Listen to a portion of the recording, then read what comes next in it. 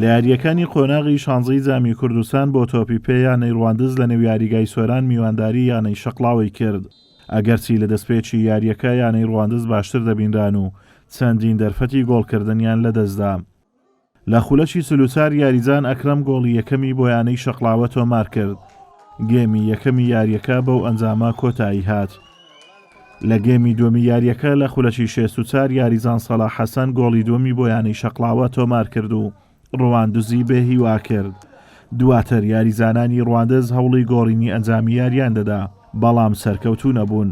لە خولەشی 77 سانی سەلام گۆڵی سێمی بۆ یانەی شەقڵاوە تۆمار کرد. ئەنجامەکەی بە تەواوی بۆ شەقڵاوە یەکلا کردەوە.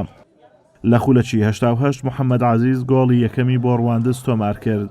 ئەنجامەکەش بە 3 گۆڵ بەرامبەر بە گۆڵێک لە بەرژەوەندی یانەی شەقڵاوە کۆتایی هات. پیرۆزبای لە یاریزانەکانەکەی کاوڕۆ زوودەشی باشیان سەرف کرد. هەم بە نەتیجە هەمیش بە ئادا توانیمان بیبینەوە قۆناغێک بچینە پێش لە کاسی کوردستان. تیپی ڕواندزیش تیپەشی چاک و باش و باش یاریان کرد، بەڵامی دیەمە لە گۆڵکردن موفەق بووین و توانیمان استقلالی تۆپەکان بکەین و گۆڵ بکەین. ڕاستەکەی تیپی شەقڵاوە بە بارودۆخێکی زۆر خراپە تێدەپەڕێ لە ڕووی مادیەوە. ئەو ئەنجامانە لە چاو ئەو وەزە خراپە جێگای دەستخۆشیە. ئەم بنسبەت یاری ئەم ڕۆمان بەرامبەریانی شەقڵاوە لە سەرەتادا ئێمە زۆر باش دەرکەوتین، دووسێ فرسەی زۆر باشمانە بوو، بەڵام ئیستیقلالی فرسەکانمان نەکرد. ئەو لە هەڵەکی فەردی خۆمان گۆڵی یەکەممان لەسەر تۆمار کرا، شەوتی یەکەم بەو ئەنجامە کۆتایی پێهات.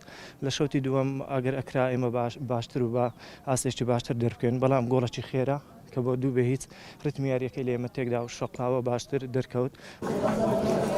بەم ئەنجامە شەقڵاوە سەرکەوت بۆ قۆناغی 8 جامی کوردستان و یاریدا هاتووی لەگەڵ یانەی هەندرێن دەبێت لە یاریگای یانەی شەقڵاوە.